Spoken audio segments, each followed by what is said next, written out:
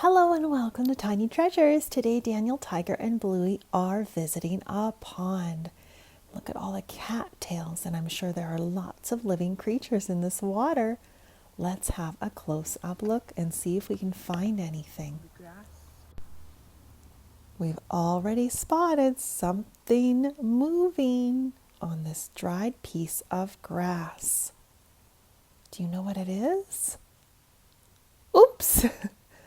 It fell off of the grass. It's a pond snail, and it has a giant pointed shell. It's one of the biggest snails I've ever seen. It eats dead plants and algae. They help keep the pond clean. And here's a good look at its head.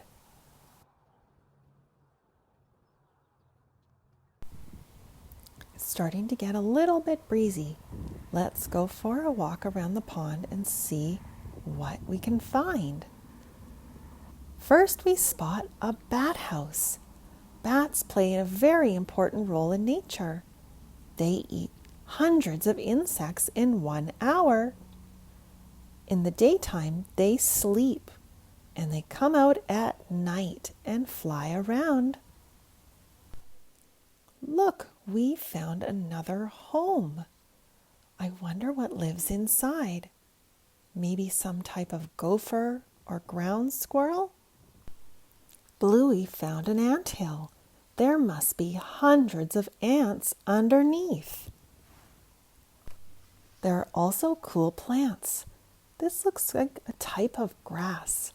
It feels very soft, and they look like little animal tails.